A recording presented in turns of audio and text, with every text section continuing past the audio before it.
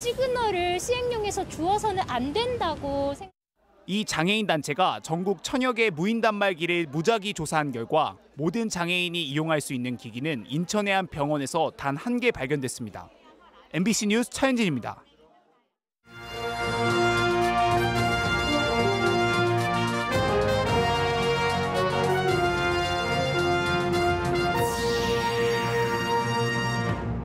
(2027년) 여름 세계대학 경기대회 개최지 선정을 위한 국제연맹 기술점검 실사가 충북에서도 진행되고 있습니다. 충청권 유치의 첫 관문입니다. 김영환 지사가 취임 후 첫 결재를 한 현안 1호 사업 레이크파크 르네상스가 속도를 내고 있습니다. 아직은 실체가 불분명하다는 지적도 있습니다. 도의회 원구성 갈등이 여전합니다. 민주당 도의원들이 본회의 등 일부 활동의 중단을 선언하면서 13일 임시회도 파행이 예고되고 있습니다. 무인 점포가 절도범에게 속수무책으로 당하고 있습니다. 2달여 동안 청주와 수도권 일대에서 90번 가까이 털렸습니다. 시청자 여러분 안녕하십니까? 계속해서 충북 소식입니다. 2027년 여름 세계대학 경기대회 개최지 선정을 위한 국제연맹의 기술점검 실사가 시작됐죠. 이 공동유치에 도전한 충청권이 넘어야 할 첫 관문인데요. 충청권 실사 마지막 순서인 충북에서 이 점검이 한창인데 이 평가 보고서가 최종 개최지 선정의 핵심 역할을 하게 됩니다. 정재영 기자가 이 현장에 다녀왔습니다. 충북에서의 첫 일정은 농구 경기가 진행될 충북대 스포츠센터에서 시작됐습니다. 징자호 국장을 비롯한 국제대학 스포츠연맹 실사단은 시설 전반에 대한 대회 유치위원회의 설명을 듣고 내부를 꼼꼼히 살폈습니다. 곳곳을 사진으로 기록하며 장단점을 분석했는데 화장실은 물론 탈의실과 대기실 등 실제 선수들이 사용하기에 부족함이 없는지 기술적인 부분을 중점적으로 따졌습니다. Well, eventually you just need to keep this. The rest of them they can remove it and put bench. Because we have templates. Remove this, you put it back here, and then put bench around. Because we just need this part. 충청권 4개 시도에 분산된 점검 대상 시설은 30여 곳. 개회식은 대전 월드컵 경기장에서, 폐회식은 신축돼 세종 종합운동장에서 진행할 계획입니다. 지난 사흘 동안 대전과 세종, 충남을 둘러본 실사단은 마지막 일정 이틀 동안 충북에 있는 10개 경기장과 숙소 등을 직접 방문해 점검합니다. 청주에서는 김순영 양궁장을 비롯한 7개 경기장, 충주에서는 탄금호 조정 경기장 등 4곳이 쓰일 예정으로 18개 종목 가운데 비치발리볼 등을 제외한 11개 종목이 충북에서 진행됩니다. 특히 실사단은 이곳 김순영 양궁장의 입지에 감탄하며 칭찬을 아끼지 않았는데 한국이 양궁의 강한 이유를 묻는 등 점검 내내 호의적인 모습을 보였습니다. 이들이 작성하는 점검 보고서는 투표권을 가진 연맹 집행위원들이 최종 개최지를 선정할 때 중요한 판단 근거로 작용합니다. 아직 짓지 않은 경기장 건설 계획은 물론 기존 시설들의 개보수 계획, 의료, 교통 분야까지 무려 18개 항목을 하나하나 살피는 이유입니다.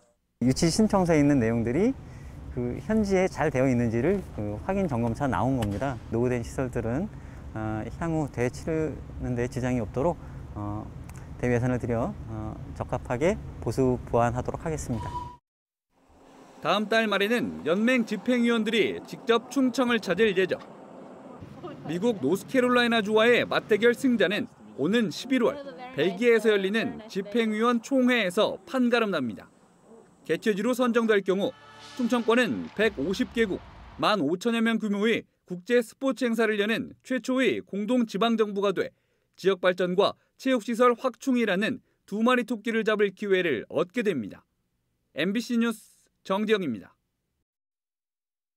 김영환 충북지사가 취임하자마자 충북에 호수를 묶어 관광지로 개발하는 이른바 레이크파크 르네상스를 추진하고 있습니다. 취임 후 1호 결재로 서명하고 대통령에게 규제 완화를 건의할 정도로 강한 의지를 갖고 있는데요. 아직은 실체가 불분명하다는 지적도 있습니다. 김대웅 기자입니다. 김영환 충북지사는 후보 시절부터 충북의 호수 개발을 강조했습니다. 충주호와 대청호 등 757개에 이르는 충북의 호수를 관광지로 개발하는 자칭 레이크파크 르네상스입니다. 지난 7일 취임 후 현안 1호 결재로 이 사업 추진 방향에 서명을 했습니다. 다음 날인 8일에는 용산 대통령실 시도지사 간담회에 참석해 레이크파크와 관련해 댐 주변 규제 완화를 대통령에게 요청했습니다. 김영환 지사는 SNS를 통해 당시 구체적인 상황을 전했습니다. 김 지사가 청남대가 청와대보다 7.2배나 넓은데 식당 하나가 없어 배가 고파 못 다닌다고 말하자 윤석열 대통령이 말도 안 된다면서 환경을 보존하기 위한 시설을 하면 되지 무조건 규제하는 것은 안 된다는 답을 했다고 전했습니다. 윤 대통령은 이날 모두 발언에서도 지역이 스스로 살 길을 찾도록 지원하겠다고 말했습니다. 정부는 각 지역이 스스로 발전 동력을 찾을 수 있도록 아낌없이 최선을 다해 지원하겠습니다. 김 지사는 레이크파크 건설에 속도를 내고 있습니다. 충청북도와 시군 담당 공무원들을 한데 모아놓고 강의도 했습니다. 강사는 여행 전문 기자 출신 창업자로 기존 방식이나 관행에 얽매이지 말고 창조적인 방법을 생각하라는 뜻입니다. 잘못하면 충청북도에 갇힐 수가 있기 때문에 좀 넓은 세계의 생각 또 창조적인 아이디어를 가진 분들 또 그런 경험 가진 분들을 다양하게 불러서 김 지사의 이 같은 구상에 대해 비판도 적지 않습니다. 레이크파크라는 껍데기만 요란하지 아직 이렇다 할 알맹이는 없다는 겁니다. 김 지사는 평소 영국 북부 지역의 레이크 디스트릭트나 스위스 인터라켄 지역을 레이크파크의 모델이라고 강조해왔습니다. 충북의 호수들은 상황이 전혀 다른데 어떻게 하나로 묶어 이런 관광지처럼 개발하겠냐는 질문이 나올 수밖에 없습니다. 특히 호수 지역은 상수원 보호구역 규제를 받고 있는데 해결이 쉽지 않을 것이라는 지적도 나옵니다. 실제로 전임 이시종 지사도 당시 대통령 비서실장의 지원을 받아 온갖 노력을 했지만 규제를 일부 완화하는 데 그쳐 신임 지사가 새 정부를 상대로 돌파구를 찾을 수 있을지가 관건이 될 것으로 보입니다. MBC 뉴스 김대웅입니다. 김영환 지사가 공약했던 월 100만 원의 육아수당이 내년부터 지급될 것으로 보입니다. 김영환 지사는 오늘 기자실을 방문해 정부 지원금을 포함해 월 100만 원의 육아수당을 지급하게 될 거라며 세부 내용은 다음 주 중 발표할 예정이라고 밝혔습니다. 육아수당은 정부가 도입하려는 부모수당에 기존 아동수당 등 정부 지원금을 합쳐 월 100만 원을 시군과 분담해 지급하는 방식이 될 것으로 예상됩니다. 충북도의회 원구성 갈등이 해결점을 찾지 못한 채 확산되고 있습니다. 더불어민주당 도의원들이 본회의 등 일부 활동의 중단을 선언했는데요. 당장 오는 13일 임시회에서도 파행이 예고되고 있습니다. 신병관 기자입니다. 박진희 도의원의 교육위원회 재배정을 요구하고 있는 민주당과 난색을 표하고 있는 국민의힘. 원구성 갈등에 12대 도의회가 시작부터 꽁꽁 얼어붙어 있습니다. 민주당 도의원들은 기자회견을 열어 요구가 받아들여질 때까지 본회의와 황영우 의장이 주재하는 행사를 거부하겠다고 선언했습니다. 소수당 무시, 집행부 눈치 보기, 특히 의원 손발묶기 등의 비판적 우려가 쏟아져 나오고 있다. 국민의힘 내에서도 원구성에 대한 불만이 나오고 있다며 황 의장을 직접 겨냥했습니다. 응원 전화를 많이 해주셨어요, 의외로. 국민의힘, 그러니까 자당 소속 의원님들도 상임위 배정에 있어서 전혀 배려받지 못했다. 국민의힘은 야당뿐 아니라 여당 내에서도 상임위 배정에 불만이 적지 않은 상황에서 특정인의 상임위 재배정만 받아들이기 어렵다는 입장. 하반기 조정을 협상 카드로 제시했습니다. 전반기 못했으면 후반기 가셔서 그때 또 자기 역할을 충분히 하시면 또 충북교육에 더 활성화가 될 수도 있고 전반기하고 하반기가 있으니까 그런 것을 좀 배분해서.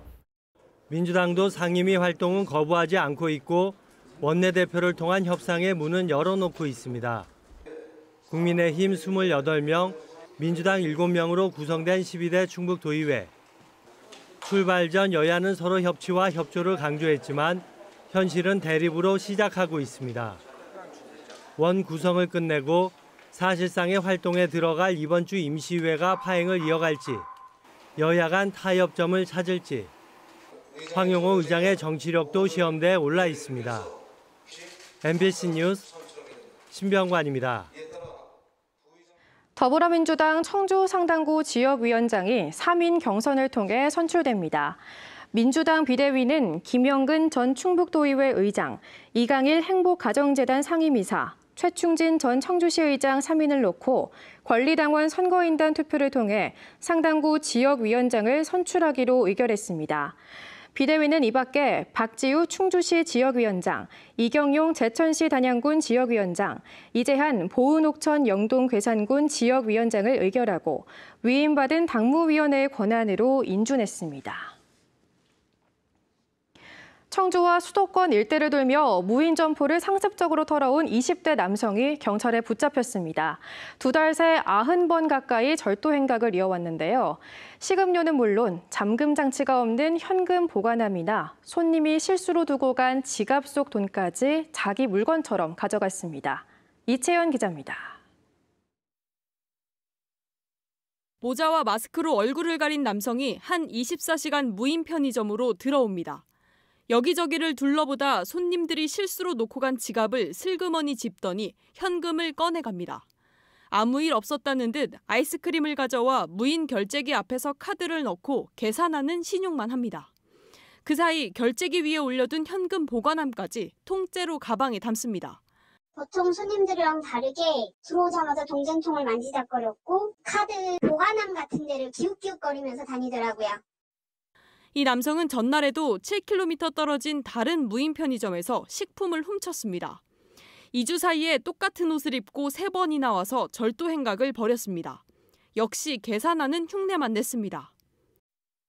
범인은 물건에 바코드를 찍었다 하더라도 결제 수단을 선택하기 전이라면 카드를 아무리 넣어도 결제가 되지 않는다는 점을 노려 계산한 척만 했습니다.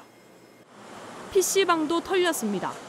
주인이 자리를 비운 새벽 시간에 금고에 있던 현금 37만 원을 훔쳐갔습니다. 내부엔 CCTV가 32대가 있었지만 카메라를 응시하며 보란 듯이 가져갔습니다.